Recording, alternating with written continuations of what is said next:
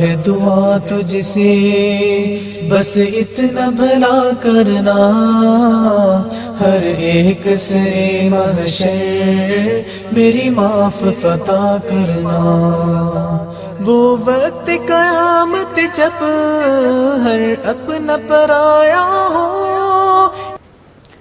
ناظرین گرامی، السلام علیکم ورحمۃ اللہ وبرکاتہ۔ میں ہوں آپ کا میزبان انصار عزیز ندوی، اور آپ اس وقت سیدھی بات کے جاری پروگرام پیغام فرقان کی 12ویں قسط ملاحظہ فرما رہے ہیں۔ ناظرین، آج ہم سورہ بقرہ کی پہلی آیت کی تفسیر آپ کی خدمت میں پیش کرنے کی کوشش کریں گے، دعویٰ تو نہیں کر سکتے۔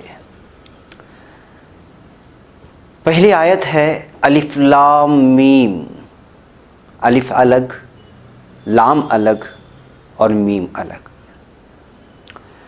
قرآن کی بعض سورتوں کا آغاز عربی حروف کے مختلف مجموعوں، یعنی اگر انگریزی میں کہیں تو کمبینیشنز کے ساتھ ہوتا ہے۔ انہیں حروف مقطعات کہتے ہیں۔ ان میں سے ایک سورہ البقرہ بھی ہے جس کا آغاز حروف مقطعات سے ہوتا ہے۔ یہاں یہ حروف مقطعات بھی ہیں اور اس سورت کی پہلی آیت بھی شمار ہوتے ہیں۔ ناظرین، بعض مفسرین کہتے ہیں کہ ان کے معنی صرف اللہ تعالیٰ ہی کو معلوم ہے، یعنی الف لام میم یعنی حروف مقطعات کے معنی سوائے اللہ کے کوئی نہیں جانتا اور کسی کو معلوم نہیں، اس لیے وہ ان حروف کی کوئی تفسیر پیش نہیں کرتے۔ بعض مفسرین ان حروف کی تفسیر بھی کرتے ہیں، لیکن ان کی تفسیر میں بہت کچھ اختلاف پایا جاتا ہے۔ جیسے حضرت عبد الرحمن بن زید بن اسلم فرماتے ہیں یہ سورتوں کے نام ہیں۔ بعض کا کہنا یہ ہے کہ الف لام میم قرآن کے ناموں میں سے ایک نام ہے۔ بعض مفسرین کہتے ہیں کہ یہ اللہ تعالیٰ کے نام ہیں۔ حضرت ابن عباس رضی اللہ عنہ سے روایت ہے کہ الف لام میم اللہ تعالیٰ کا بڑا نام ہے۔ ایک اور روایت میں ہے کہ یہ اللہ تعالیٰ کی قسم ہے اور اس کا نام بھی ہے۔ ابن عباس، ابن مسعود اور بعض دیگر صحابہ کرام رضی اللہ عنہم اجمعین سے روایت ہے کہ اللہ تعالیٰ کے ناموں کے الگ الگ حروف ہیں۔ الف سے اللہ کا نام اللہ شروع ہوتا ہے، اور لام سے اس کا نام لطیف شروع ہوتا ہے، اور میم سے اس کا نام مجید شروع ہوتا ہے۔ اور الف سے مراد اعلیٰ یعنی نعمتیں ہیں، اعلیٰ اللہ جس طرح کہتے ہیں، الف کے اوپر مد اور لام الف لا اور پھر حمزہ یعنی کہ نعمتیں ہیں۔ اور لام سے مراد اللہ تعالیٰ کا لطف ہے، اور میم سے مراد اللہ تعالیٰ کا مجد یعنی بزرگی ہے۔ ناظرین، ہو سکتا ہے یہ اللہ تعالیٰ کے نام ہونے کے ساتھ ساتھ سورتوں کے بھی نام ہوں، سورتوں کے شروع کے الفاظ بھی ہوں، اور ان میں سے ہر ایک حرف سے اللہ تعالیٰ کی ایک ایک ناموں اور صفات کی طرف اشارہ بھی ہو۔ ایک ایک لفظ کئی معنی میں آتا ہے، جیسے کہ لفظ امت، اس کے ایک معنی ہیں۔ دین، جیسے قرآن میں 43ویں سورہ الزخرف اور آیت نمبر 22 میں ہے بل قالوا انا وجدنا آباءنا علی امت و انا علی آثارہم مہتدون، ہم نے اپنے باپ داداؤں کو اسی دین پر پایا۔ دوسرے معنی ہیں اللہ کا اطاعت گزار بندہ، جیسے کہ قرآن پاک کی 16ویں سورت سورہ نحل کی آیت نمبر 120 میں ہے ان ابراہیم کان امتا قانتا للہ حنیفا ولم یک من المشرکین، یعنی حضرت ابراہیم علیہ السلام اللہ تعالیٰ کے مطیع اور فرما بردار اور مخلص بندے تھے اور وہ مشرکوں میں سے نہیں تھے۔ اسی طرح یہ کبھی جماعت کے معنی میں آتا ہے، جیسے سورہ قصص کی 23 اور 28، کبھی مدت اور زمانے کے معنی میں سورہ یوسف کی 12 اور 46 میں آیت میں استعمال ہوتا ہے۔ ممکن ہے ایک ایک حرف بھی کئی کئی معنی میں آتا ہو، اور یہ تو حروف مقطعات ہیں اور ان کے مخصوص مقام و محل کی وجہ سے ان میں سے ہر ایک کے معنی و مفاہیم کی گہرائی اور بھی عمیق ہے۔ جس طرح آپ اس کی گہرائی میں چلے جاتے رہیں گے، اس کے عمق میں آپ ڈبکیاں لگاتے جائیں گے، تو وہاں سے آپ جو ہے الگ الگ عنوانات اور الگ الگ تفسیر اور الگ الگ معنی و مفہوم لے کر کے آئیں گے۔ جس طرح کہ ابھی ہم نے دیکھا کہ لفظ امت مختلف سیاق و سباق میں مختلف معنی کا حامل دکھائی دیتا ہے، اسی طرح قرآن کے حروف بھی خصوصاً حروف مقطعات اپنی انفرادی حیثیت میں مختلف معانی کے حامل ہیں۔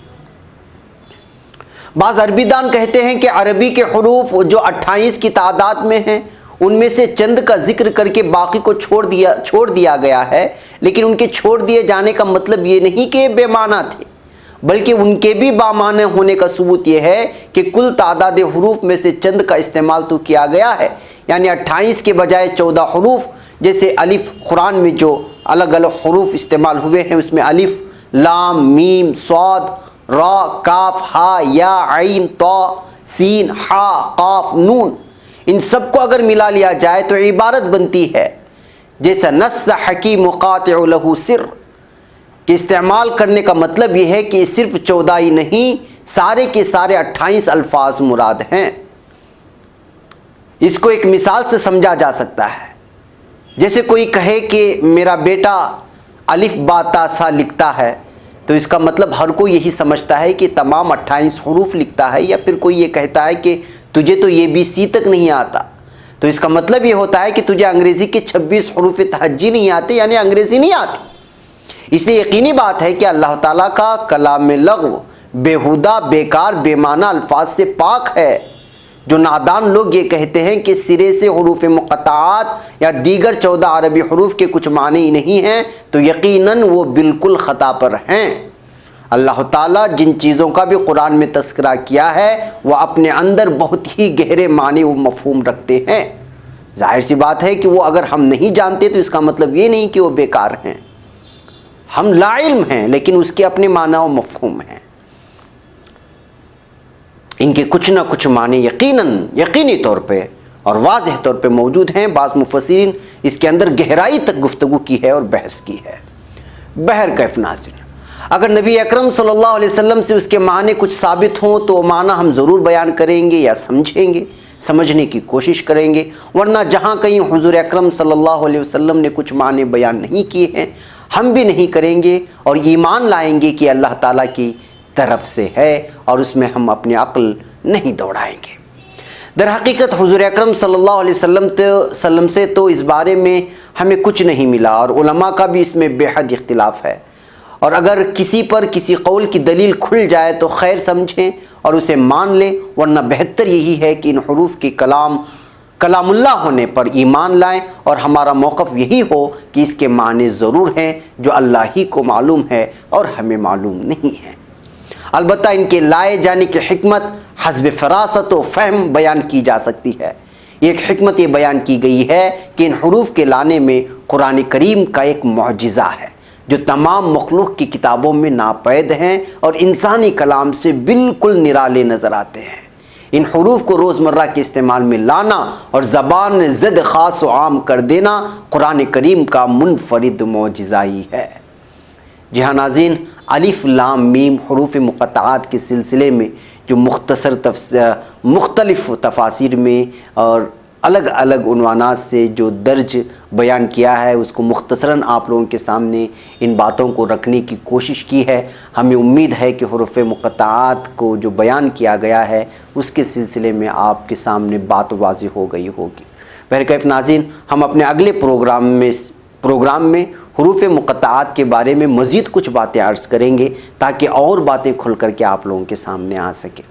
انشاءاللہ تعالیٰ اپنا ڈھیر سارا خیال رکھیں اور ان معلومات سے اپنے احباب و رشتہ داروں کو بھی مستفید ہونے کا موقع فراہم فرمائیں، اور اس ویڈیو کو دوسروں تک پہنچانے میں ضرور ہماری مدد کریں، تاکہ علم کو اپنے تک محدود رکھنا علم نہیں ہوتا، علم اسی کا نام ہے جو دوسروں تک پہنچے بلکہ ساری جہاں میں پہنچ جائے۔ جی ہاں ناظرین، ہم تو کوشش کر رہے ہیں اور آپ سے بھی یہی امید لگاتے ہیں کہ جب آپ کوئی اچھی بات سنتے ہیں تو وہ دوسروں تک بھی پہنچائیں گے۔ اسی امید کے ساتھ میں آپ سے رخصت ہوتا ہوں. اگلے ہفتے پھر آپ سے ملاقات ہوگی. السلام علیکم ورحمۃ اللہ وبرکاتہ. رب ہے دعا تجھ سے بس اتنا بھلا کرنا، ہر ایک سے محشر میری معاف عطا کرنا. وہ وقت قیامت جب ہر اپنا پرایا ہو،